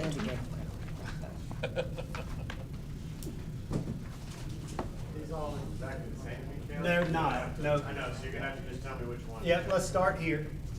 Yep. So in 2016, are y'all ready for me? Sure, yeah, no, go, Go, yeah, go. hit it. In 2016, right-of-way was vacated between, for the Islamic Academy through here, so they could do some building additions or whatever. So this is the resurvey from that. That was in 2016. Okay, can you help me, because Yeah, give us that orientation. yeah, like, tell me what I'm looking at. I'm sorry. Sorry, where's the building? Where's the lease? Here's the building. Okay, there's the building, so the Lee Center's way, The not on. Lee Center's over here. Yeah. 31 is here. Yeah, okay. Or, yeah. Yeah, 18th 31, Street. 18th Street, yeah. And 25th Court South. Okay. that help? Yeah, yes, that does help, thank you. So right-of-way was vacated, and it left, so the school owns this little triangle piece all the way up through here and around. We still own this piece in here. Our right-of-way comes through here and wraps up and ends there. Okay, is that weird dead end over there? There is a weird dead end. There is a weird, is that what I'm thinking of? Okay. Is it at the top of the hill or down low? Top of the hill, you see the little schematic like Valley Yeah, like Avenue down right here, there? see where Valley Avenue is? Up there, yeah. No, I'm talking about. Brian, how about a street view of Right. 25th I North can't, South? I We're was talking about trying right to here. find that one time, and I can't. Right there. That's, Oh, I see the triangle. Yeah. So essentially, they're It's at wanting to the- vacate that additional portion that still belongs to us. Yeah, this little bit right here. I'm not even sure that it's paved. Isn't there, yeah. Oh, it's not? No, ma'am. Okay, then I'm And here's what's happened, is they've since bought lot 6 and the south 20 feet of lot 7. Okay. Okay? And so what that does is that gives us, Hey, can y'all turn down the volume over there? Thank you. both sides of that right of way. Okay. And even though it doesn't look like it really, you can look at it from the street view, what it really does for us more than anything, besides vacating the right of way, it lets us move the building lines down, there we go, Cale. Yeah. It lets us move the building lines instead of coming dog-legging around. It lets us move the building lines 15 feet. And what it does for them, and I don't know if we've got, I didn't bring a picture of what it looks like, but the driveway that comes around the school is gonna have to stay there. Yeah. And so the idea behind all these monkey shines is they're wanting to add about 12,000 square feet to their school. Oh, okay. Okay, and so what that does is it lets us, if you've been up there, I don't know if you've ever been up there or not, but they've got a couple of tiers of gravel parking lots. Yeah. And lets us move as far down the hill as we can to build the first addition, because at some point they want to build 2 additions, and this gives them enough room to build 2 additions by vacating this right of way. So that's the idea behind all this. Okay, I understand now. So is it a wooded hillside? Well, it's kind of scrubby brush is what I'd call it. But the city owns it, and the city's liable for somebody breaking their leg there, anything that goes on there, because it is city right of way.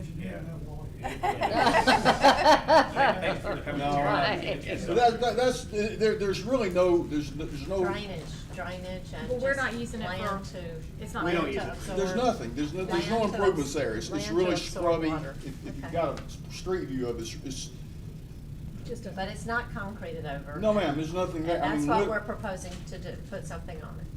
Well, we won't build anything really on it, but what it does do is it lets us move the building line like this instead of being up here 15 feet up here.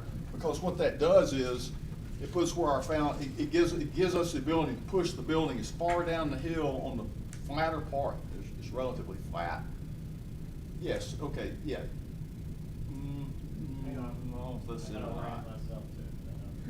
Yeah, I'm not sure if that's it or not. I think, no, that's You're on the wrong side of the road. Yeah, that's on the, Yeah, that we're on 25th Court there. But it basically lets us pull the building as far down the hill as you can. It lets us use all the flat part of the land that's there.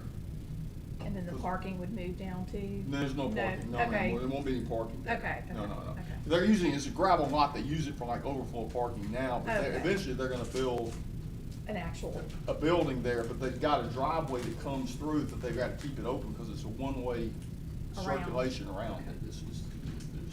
That's the only way that will I work. gotcha. And I can't remember, we don't have to do we don't have to do a, public hearing for a vacation. Yeah, Okay, no, we no. do, so Yes, ma'am. so Yes, part ma'am. of this is we're gonna have to set a public hearing. Right. And how far out does that need to be? Well, you gotta publish at least 30 days. Right. Okay. 30 days from next Monday. Okay. Mr. Chair, Yeah, I have a question. yes. So, in the plans for the school, what are they planning to do about the traffic flow? Because the biggest complaint that I receive in this neighborhood is speeding, just the volume of traffic that comes in and out. Do you have any of those details to use for consideration for this too, to make sure that planning has been? Well, we'll have to meet all the requirements of the zoning Yeah, I'm aware for of the that. parking. Well, I mean, I'm not sure what you're asking me there. So traffic is a problem. Are they doing any kind of traffic studies to help mitigate traffic issues caused by an increased number of vehicles heading to the school? I don't know if we're gonna increase the number of vehicles in the school. I mean, I can. If you're adding one to the school, I guess 12,000. apparently you would assume more students would be there, correct? I'll have to decide what we're gonna have to do about that, because I don't know that we'll have to meet all the requirements of the parking, and So we'll I have to. guess what I was getting at was, I think an understanding of the implications the traffic and the addition would have would be, in my opinion, contingent upon passing or vacating the road. Because we have to understand what kind of impact this is gonna have on that neighborhood. Have we done a traffic study recently at all on that, street coming right up? I can't imagine. Where's the billboard? Did you go to Kel, did I give you, I don't know if I've got an as-built to this, we got, the billboard's on my as-built, and I don't think I've got the as-built with me. But the billboard's further down the hill, it's on the adjacent property, it's on, I think it's on lot 7, the south part of lot 7. And they own that one too? No, they don't own that. They don't own, No, they don't own 7. Okay. They own the south, they don't own that, they own the north 20 feet of lot 7. This was all done back in the day when you could just cut pieces up, right? And so they bought that one, it's, lot 6 and the north 70 feet of lot 7 are one parcel. Okay, gotcha. That's what they. So whose property is the billboard? Well, that's what I'm saying, the billboard's on the south part of lot 7, it's not on their property. Whoever owns Yeah, that. okay, there's what I'm trying to say. All right, these are see these flat areas, that's where they're wanting to build the additions, right here. And what that does, if you can pan a little bit more this way, you really can't see Back what. that way. Yeah. Go but- back. No, that's good, that's Yeah, good. there we go. Yeah, those are the two flat areas, and it gives us the ability to move the addition further down the hill. So is this the driveway that you were talking about, or Yes, no? ma'am. Yeah, That no, is the driveway? Yeah, if you pan to my left, I guess, or back where I'm looking the other way, well, yeah, there's the driveway coming around, there's the driveway. That driveway's gotta remain open, because that's a one-way driveway. Okay. It's one way going south toward Gotcha. downtown Homewood. So, and if y'all do the expansion, which would be over there, I guess it'd be a separate building. It'd be a separate building, Okay. it'd be over there near where the soccer goal is. The soccer goals are, Yes, okay. somewhere in there. Okay. And as far as, where's the gentleman at? There you are. Oh, yeah. I mean, we can do a traffic study and just see exactly, because I'm not sure how many students they even have there, and I don't know how much parking they have there. I mean, I know how many parking places they have. I really don't have a good, I can't answer your question. Yeah, and my assumption was, I hear expansion, and Well, no, I we're gonna- assume more traffic, which is And I- gonna be a question that we will have to answer to that Well, neighborhood. and that's what I'm saying, I can That's what find I'm those getting at. answers out if Yeah. they're expanding it, or if they just overcrowded in their classrooms and need more classroom, and they're not. That's what I'm saying, I don't have that answer, so I can find it out, but I don't. Perfect. Thank you. And there will be a development plan process. Right. Right, for Because that. here's kind of where we are. We could submit plans to build this. It would just cramp our style, because we'd have to push further up the hill, and can we look back around to the north? Yeah. Keep on going. All right. You can see the fence there. They've got a playground up there, and they want to retain the playground. And so if we start pushing the expansions up the hill, it starts encroaching into, they won't have as much playground area as they'd like to have. So that's the idea behind all this.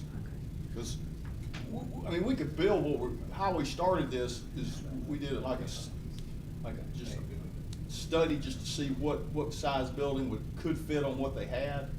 And this is what we came up with, is that if we could vacate this little bit of right of way, it would help them immensely, just being able to use the flat parts of the property that are already there.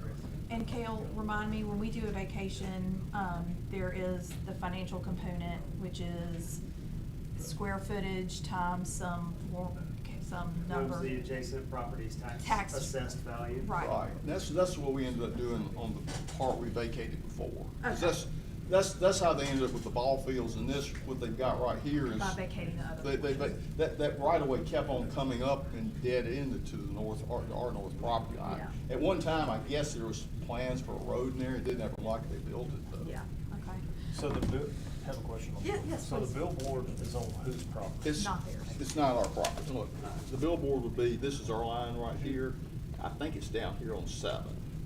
I don't know. I couldn't tell you that. Not him. I don't know, sorry.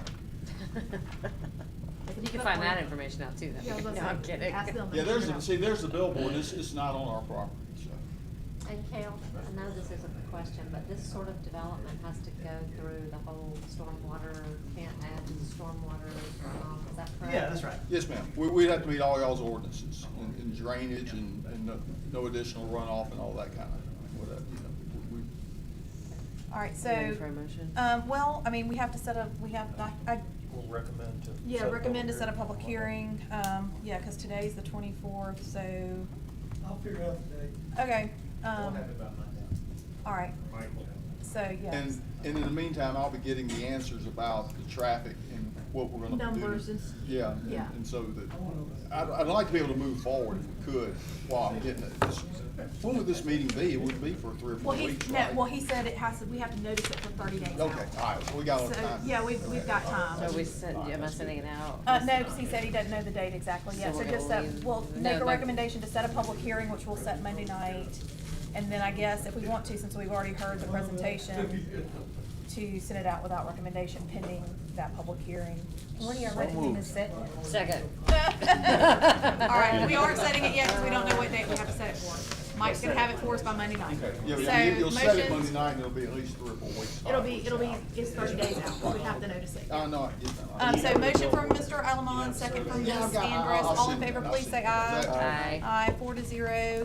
So we will, on Monday night, we will set that public hearing and give you that Okay. firm date. And in the meantime, I'll send Kale, we've got a survey, I just failed to bring it. Yeah. Of showing where everything, you know, Okay, all the where it all improvements, goes. where everything is. Bring that one with the billboard. No, that's what I'm saying. The billboard's on there, I didn't think about that part of it, you know. Y'all need to figure out who owns the billboard. I understand. Stop asking him about it, because he doesn't own it. Thank y'all. Thank you. All right. Is he on the billboard? People driving me crazy right now. What's on that billboard? I don't even know. I don't even know. I have no idea. Have y'all seen? Clearly, they're very worried about it. I have no idea what billboard it is. Never seen it. Yeah, no. Sammy's has a new billboard?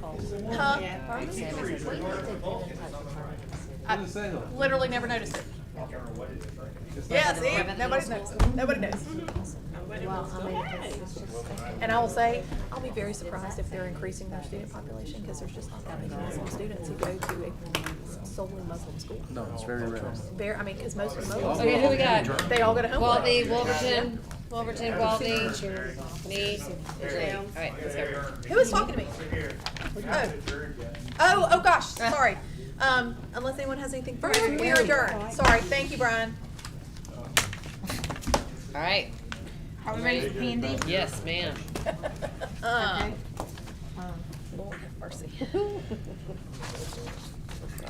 All right, special call P and D, Counselor Andrus. Here. Counselor Gwaltney. Here. Counselor Wolverton. Counselor Sims. And Counselor Nails. Here. Sims is absent. Yes.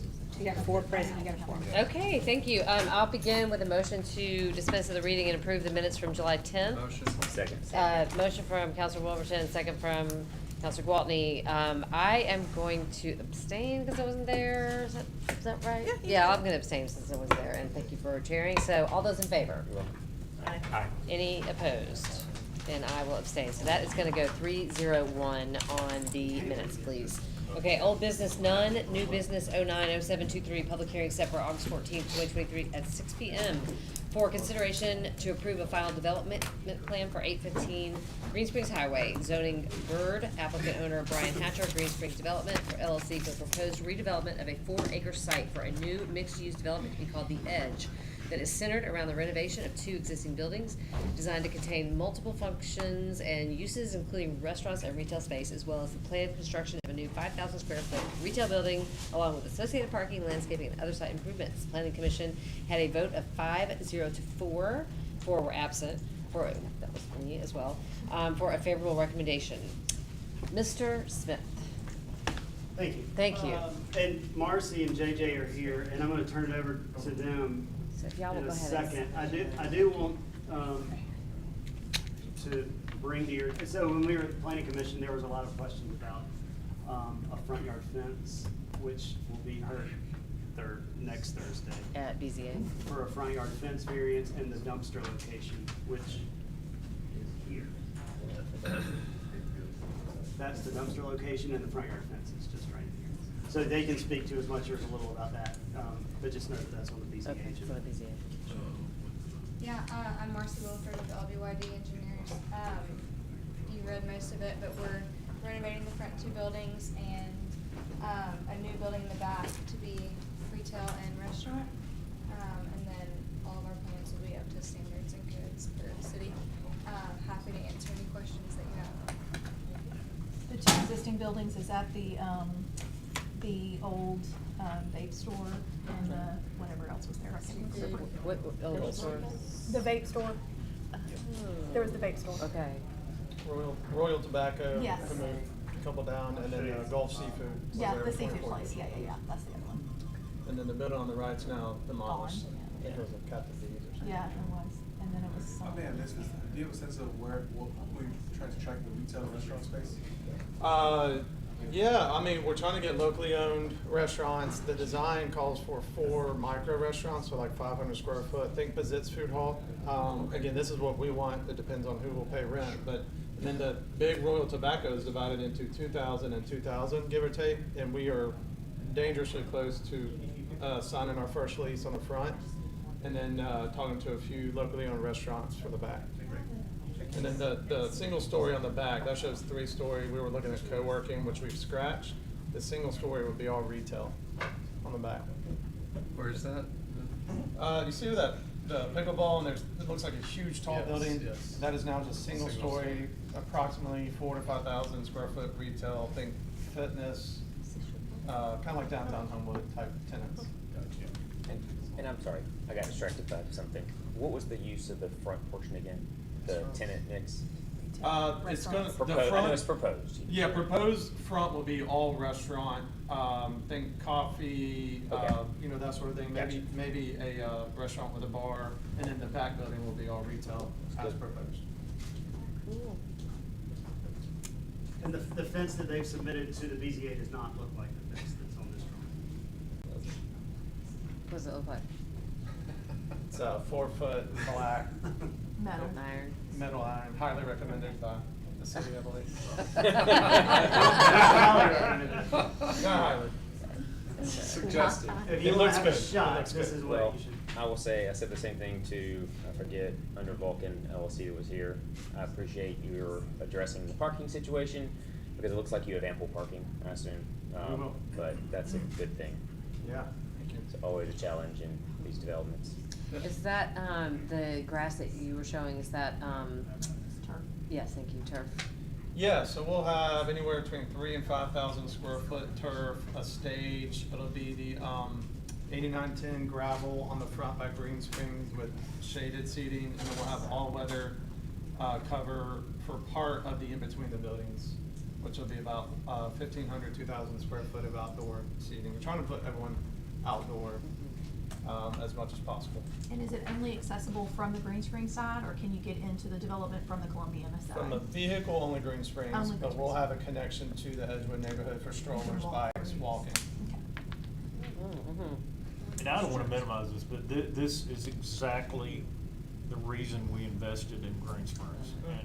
And I welcome more projects like this all along the corridor. And, the first time we invested, it was like 2002 or something, and we didn't get the amount, but I think the updated renovation with the median, I think this is exactly what we're looking for, and I'm sure people have been to the Hub, which is there's a new name for it now. The Big Chill on The 30A. Big Chill on 30A, and I went there a few weeks ago and just thought, man, this is exactly what we need, and to have a little stage area, and I mean, I think it's great. Very cool. Thank you. Yeah, no, the city has done an amazing job, and all the tenants we're talking to, they come and they notice the work On Green Springs, They do. exactly, the bike lanes They and do. the And I don't medians think this and would the work trees. without the work the city Exactly. did, so. Exactly. Appreciate that. I appreciate, Councilor Jones, your investment in this area of town, and I appreciate what we've done on, yes, exactly. I mean, I agree with you. That all ties together. That is what this is all about, is making this more family friendly, making this slower, making this green. We should. I thought at one point I'd heard there was like a church concept or something involved with this too, is that? Yeah, so if you look at the overall site plan, I'm only keeping, and by the way, I'm under a developer, I'm only keeping about 1.5 acres on the front. I'm under contract to sell the back 2.27 acres. And right now, the proposed purchaser is a church. Gotcha, so it's, none of that's in this plan, it would be property. That's right, and That's that may or may currently not owned. happen, but that's closer to Columbiana Road. Okay. It's that kind of rectangle that would be behind that single-story retail. So that'd be a potential separate building. and- Totally separate, and I would not own that. They would, yeah, that kind of. Gotcha. Generally speaking, it's that area. I mean, just the difference in the gray and the asphalt and the concrete and then the green is just incredible. Wow, that's concrete jungle, baby. That used to be the Captain D's, and then that was the vape shop, and then that was the What was seafood the restaurant. red place? That was the Captain D's originally, and then it turned into like a buffet restaurant that was open on Sundays. Yeah, yeah. But it's gone now, the building's not there Food truck anymore. that built itself as- Right. Yeah, but now the building's gone, so a food truck just But is sets up. that Captain D's or is that something else? No, the red top building, that was initially the Captain D's. Was it? Years ago. A long, many years ago. All right, and. So- I did. Okay, so, Mr. Kendrick, is this public hearing, has it already been set? We already set this, okay. So the recommendation, I mean, the motion would be a recommendation, okay. Yeah, without recommendation, Second. pending the public hearing. All right, pending public hearing, thank you. I've got a motion from Council Wolverton and a second. Mike has a Can I question. ask a question? Go back to the development plan. You mentioned the back part, you've got a contract to sell it. Yes, sir. I'm just curious, why wouldn't we go ahead and subdivide the lots? Because you couldn't build anything other than what's approved. We are only seeking a development plan for what I plan to retain ownership of and development on. I understand, but Okay. that's why I'm saying, why are we not subdividing what you're gonna own versus what you might sell to this church or whoever? Well, it's part of, that's a good question, so, then feel free to chime in. I know you and Brian thought about that. Yeah, I mean, so right now we show the proposed property line just so that it's clear kind of what we're getting a development plan for, but we are in the process of starting the subdivision. So we're not as Well, what far I'm saying to you is, pull that map back up, you're approving, the way you proposed it, you're approving all this dirt that you're not gonna use. We'll come back and amend it. Right. But since we don't know what we're gonna do with that back 2 acres, if I may keep it, I may, that's Yeah, fine. I'm not saying that, what I'm saying is, it wouldn't dictate what you would use it for, but it would dictate the property lines that you've already drawn on here. I don't understand why we're approving dirt that you're not gonna develop. But you're restricted to the development that you're proposing only on the front part. Would it be beneficial for us to take the property lines off? Well, no, it'd be beneficial to Subdivide the lot. subdivide the property. But he doesn't know this. Which we're in the process of, but we were directed to go ahead and get the development plan in place so that he can kind of start working on his property, since, you know, the subdivision's fallen a little bit further behind. Do you the rest don't have a of the- I contract? don't wanna delay that, but I'm You don't just- have a contract? If we're not gonna develop We the have a back permit. part, so I what? mean, you don't have a contract What for the is the back. detriment to not, to Yeah, so. subdivide? You don't have a, yeah. No, it's not. But is there any detriment if they don't? Well, they're gonna have to come It's back got to essentially, amend at some point, they're gonna have to do it. But they're saying they're planning on that, so. This is in our opinion, this is the most efficient way to get this commercial development going, and some of the tenants were very sensitive to wanting to be open as soon as possible. We are open to anything the thing is, I may not subdivide, you know, it may be part of But it. you can't build anything on it. That's right, until we come back. Till So he we has wanted to one. keep that option open and just focus on what we do know, what we're gonna do with that approximate whatever acreage that is. What, I guess the question I have is, since there are potential suitors, what zoning would be consistent with a church or something else that would? It's GERD. Potentially. Everything's what's within that? GERD. It's GERD. Zoning's not changing. They're not changing any zoning. Yeah. I had to make sure Brand to kill new for mixed simple use. letters. Oh, I gotcha. Okay. All right. It's already Gotcha, zoned gotcha, for gotcha. GERD. Okay, I've got a Thanks for motion from making Counselor Gotcha. Wolverton and a second from Counselor Gwaltney. All those in favor? Aye. Any opposed? All right, that passes 4-0, and that will be at the city council in, August 14th for a. You just sent out that recommendation. I just, Yes. yes, the That motion was was the Councilwoman motion. Wolverton and Thank you. second from Councilor Sorry, I had to Gwaltney wait. and,